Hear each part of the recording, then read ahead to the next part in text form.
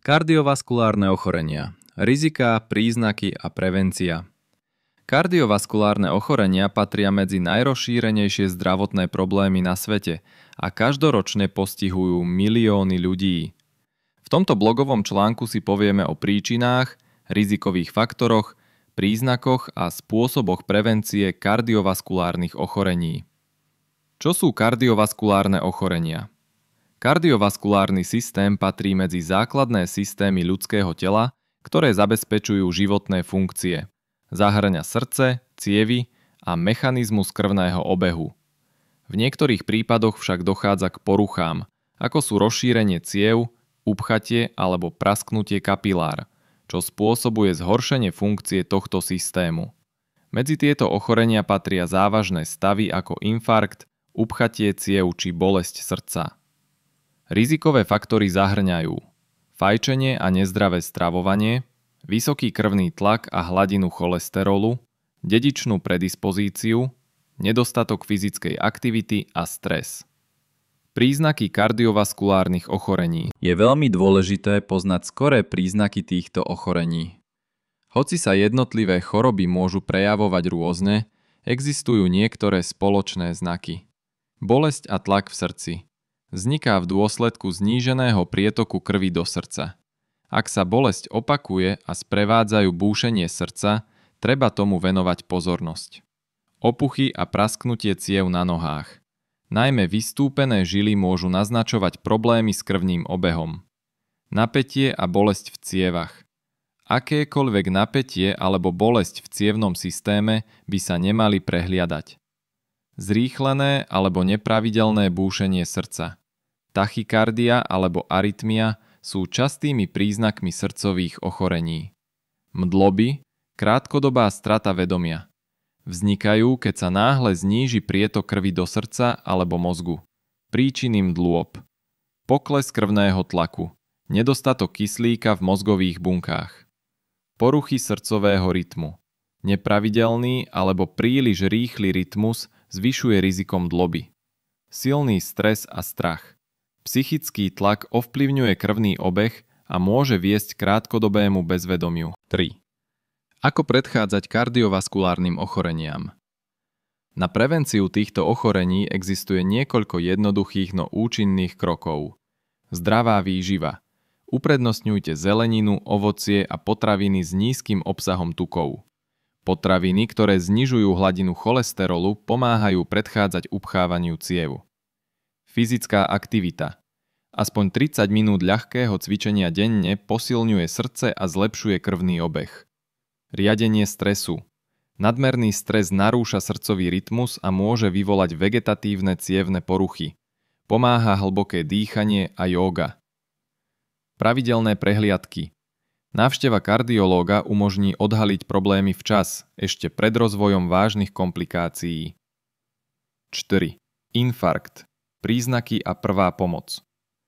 Infarkt vzniká vtedy, keď sa prietok krvi do časti srdcového svalu náhle zastaví. Ide o život ohrozujúci stav. Čo je infarkt? Pri infarkte určitá časť srdcového svalu odumiera, pretože nedostáva dostatok krvi a kyslíka. Hlavné príznaky. Silná bolesť alebo tlak na hrudi. Bolesť vyžarujúca do ľavého ramena alebo ruky. Nadmerné potenie a dýchavičnosť, závraty a slabosť. Prvá pomoc. Okamžite privolajte lekársku pomoc a obmedzte pohyb. Zníži sa tým tlak na srdcový sval a riziko ďalšieho poškodenia. 5. Kardiovaskulárne ochorenia a výživa.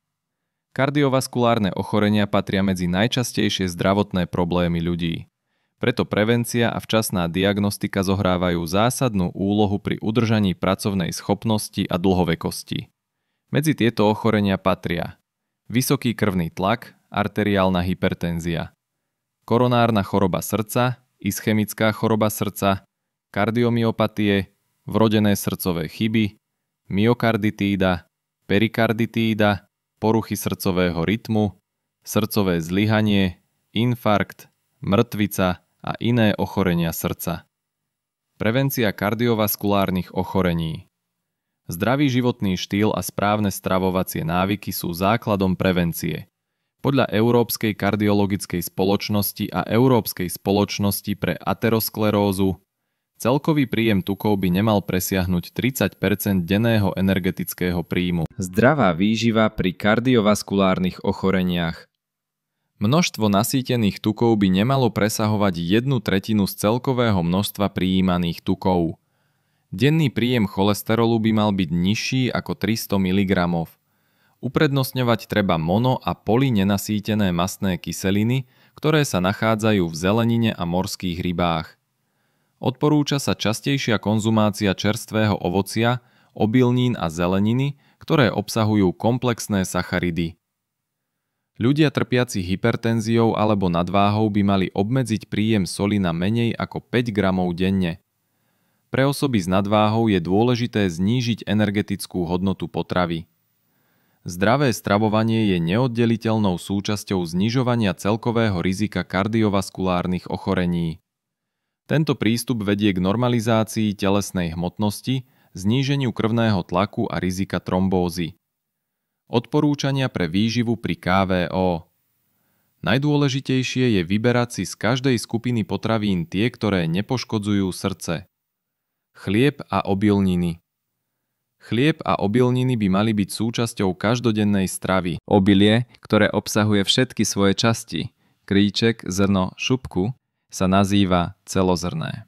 Celozrné výrobky sú dôležitým zdrojom bielkovín, komplexných sacharidov, vlákniny, vitamínov skupiny B a minerálov. Vláknina obsiahnutá v celozrných výrobkoch pomáha znižovať hladinu cholesterolu. Odporúča sa konzumovať celozrný chlieb, tmavú ryžu, celozrné cestoviny, ovsené a pohánkové kaše. Naopak výrobky z bielej múky sa neodporúčajú. Zelenina a strukoviny sú nepostrádateľným zdrojom vitamínov, minerálov a vlákniny. Zeleninu je najlepšie variť v pare alebo konzumovať surovú, nakrájanú na drobno. Keďže zelenina absorbuje tuk, nemala by sa pripravovať spolu s mäsom. Medzi najprospešnejšie patrí cvikla a tekvica. Denná konzumácia jednej porcie zeleniny a ovocia môže znížiť riziko kardiovaskulárnych ochorení o 4% a riziko infarktu o 6%. Zelenina tiež pomáha znižovať vysoký krvný tlak. Odporúča sa jesť 300 do 400 g zeleniny denne, napríklad vo forme šalátov s pridaním rastlinného oleja a citrónovej šťavy. Ovocie a bobuľové plody zabezpečujú prísun vitamínov, sacharidov, minerálov a antioxidantov. Môžu sa pridávať do kaší alebo šťav. Odporúča sa konzumovať do 200 g denne. Mäso, ryby a vajcia. Pri ochoreniach srdcovo-cievneho systému sa odporúča príjem potravín obsahujúcich omega-3 mastné kyseliny, ktoré sa nachádzajú najmä v rybách. Omega-3 zlepšujú funkciu krvných a lymfatických ciev, srdca a elasticitu artérií. Mäso možno nahradiť rybami, s výnimkou slaných alebo konzervovaných. Údeniny, klobásy a konzervy sa neodporúčajú. Mäso a ryby by sa mali pripravovať tak, aby neobsahovali tuk. Treba odstrániť viditeľný tuk a kožu z hydiny. Polievky z mäsa je vhodné po uvarení schladiť, aby sa dali odstrániť stuhnuté tuky. Používanie živočíšnych tukov je zakázané, keďže obsahujú veľké množstvo nasýtených tukov. Jedno vajce denne nezvyšuje riziko srdcovo-cievnych ochorení, pretože obsahuje antioxidanty, vitamíny B12 a D a riboflavín. Vhodnejšie je však používať vaječný bielok, pretože neobsahuje cholesterol. Mlieko a mliečne výrobky. Uprednostniť treba nízkotučné mliečne výrobky a obmedziť konzumáciu plnotučných. Mlieko je dôležitým zdrojom živočíšnych bielkovín, vápnika a vitamínu D, preto by sa nemalo úplne vylúčiť. Rastlinné tuky. Tuky sú zložené z mastných kyselín a glycerínu. Delia sa na nasýtené a nenasýtené. Príjem nasýtených tukov by mal tvoriť menej ako 10% z denného energetického príjmu. Nasýtené tuky zvyšujú hladinu cholesterolu a podporujú vznik kardiovaskulárnych ochorení. Nachádzajú sa najmä v živočíšnych tukoch, masle a syroch. Nenasýtené tuky sa vyskytujú vo všetkých tukoch, najviac však v rastlinných olejoch. Niektoré nenasýtené mastné kyseliny si telo nedokáže vytvoriť samo, preto ich treba prijímať v množstve 8-10 gram denne. Majú pozitívny vplyv na srdcovo-cievny systém, posilňujú imunitu a urýchľujú vylučovanie cholesterolu z tela. Napríklad 30 gramov rybieho oleja môže znížiť hladinu cholesterolu v krvi o 7%. Odporúča sa nahradiť nasýtené tuky nenasýtenými, ktoré sa nachádzajú v rybách, rastlinných olejoch, orechoch, lieskovcoch a avokáde. Soľ. Príjem soli treba obmedziť na 5 gramov denne. Odporúča sa nepridávať soľ do hotových jedál, používať zmesi korenín bez soli a sledovať obsah soli v spracovaných potravinách. Srdce a srdcové zlyhanie. Srdce v organizme plní funkciu čerpadla. Zabezpečuje cirkuláciu krvi v celom tele. Krv dopravuje do orgánov a systémov kyslík a živiny, ktoré sú nevyhnutné pre fungovanie a prežitie organizmu. Keď je čerpacia funkcia srdca narušená, vzniká srdcové zlyhanie. To môže mať chronickú alebo akútnu formu. Akútne srdcové zlyhanie. Rozvíja sa náhle, v krátkom časovom období. U pacienta sa objavuje dýchavičnosť, zrýchlené a pískavé dýchanie, prudké zvýšenie krvného tlaku, modrasté svarbenie pokožky a na perách sa môže objaviť ružová pena.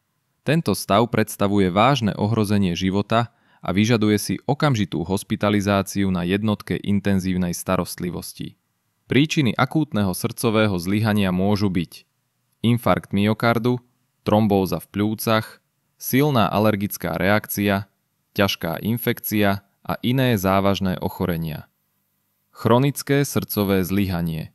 Pri chronickom srdcovom zlyhaní sa príznaky vyvíjajú postupne v priebehu dlhšieho času ako následok srdcovo-cievnych ochorení. Spočiatku sa prejavujú iba pri fyzickej námahe, neskôr však aj v pokoji. S pribúdajúcim časom sa ťažkosti zhoršujú, preto je dôležité ochorenie včas rozpoznať a liečiť.